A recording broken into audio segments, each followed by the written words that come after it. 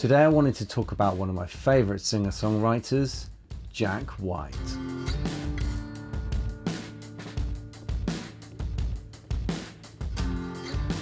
I first got into Jack White when I went to his famous Third Man recordings in Nashville. I went to the store they had there and had a little look around. They had an old recording booth there where you could record a song straight to vinyl, which is something that I did, and it was a great little memento for me to take back from that trip around the States. But then from that point onwards, I kind of started looking back into Jack's career, namely the White Stripes, and then what he'd done after that. I was really fascinated by his songwriting ethic and how he chose to produce his work, really. Jack White has always been a contradiction. On one hand, you have the simplicity of his songwriting, and on the other hand, you have his pure inventiveness, which is really apparent in how he chooses to create his music.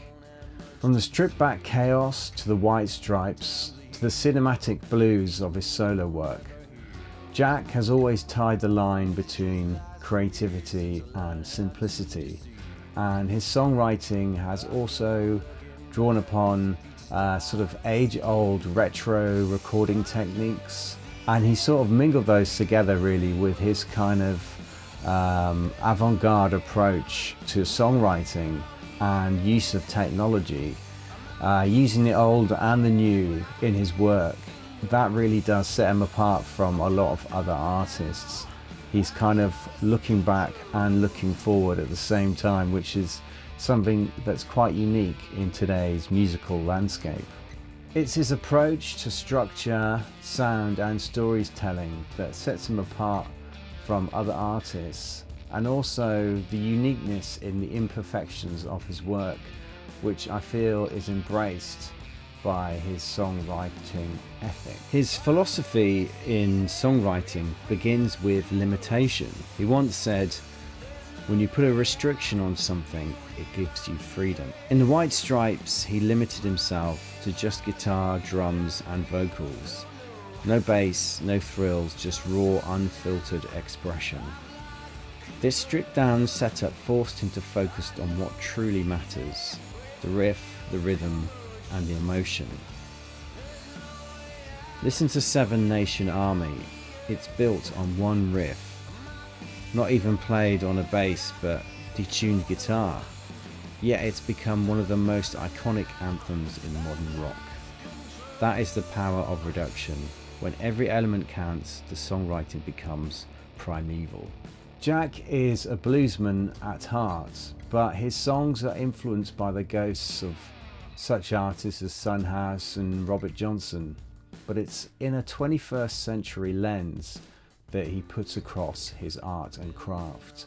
Take his song Ball and Biscuit, for example. Named after a microphone nickname, the song really does embody Jack's style.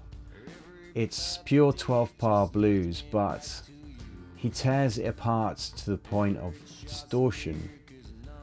With his raw ethic, he transforms what is essentially a standard blues formula and kicks it into the 21st century with the use of distorted guitars and vocals. In a world obsessed with perfection, especially the recording industry, Jack embraces the mistakes of the process.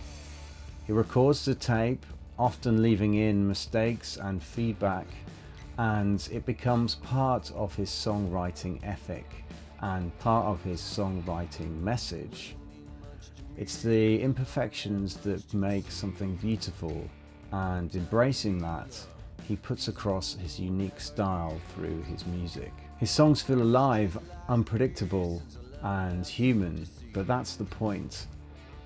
He doesn't want a smooth, polished song, he wants something that makes you feel. Often it almost feels like their songs are running away from you in the chaotic direction that they're going to go in. But that is the point. He believes in emotion through the cracks rather than the polish. When you listen to Icky Thump or Lazaretto, you're not listening to a polished performance. You're listening to a risk. He's taking risks with how he chooses to record these songs by giving them a live feel and embracing the mistakes and random elements that come from that approach to music. And ultimately, that's what keeps his songwriting electric. Jack White doesn't just write songs, he creates worlds. He uses imagery from the past. Workers, preachers, lovers, even ghosts populate his music and give him his own reality. In songs like We're Gonna Be Friends and Love Interruption, he uses simple language to evoke emotion. It's that combination of innocence and danger that gives his songs a strange magnetic pull. But it's almost like a fairy tale, but put through an amplifier that embody the sound that he creates for his music. Jack's greatest strength as a songwriter might be from tension between love and hate, loud and quiet, and danger and innocence that come through his music. He's constantly pushing himself outside of his comfort zone, changing tunings mid-set, experimenting with different time signatures. All these things are pushing him out of his comfort zone and pushing him as an artist. It's that restlessness that fuels everything that he does. His songs almost feel like they could fall apart at any moment, but they don't. And it gives his music a sense of truth and honesty, which is really important in this overproduced, over glossy world of music that we find ourselves living in.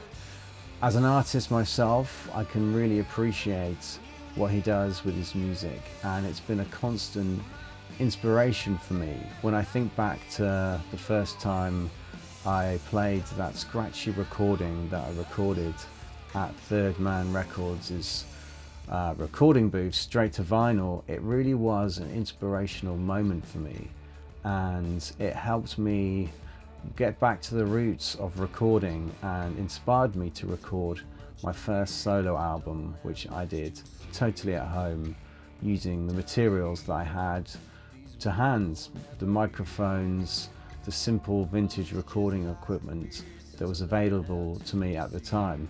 And it helped kickstart my career in music, and I always have Jack to thank for that inspiration of what he does as an artist.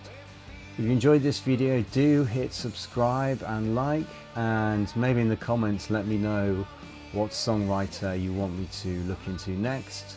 I also have an ebook out on songwriting, which is in the description below, and I'll see you guys on the next one. Cheers.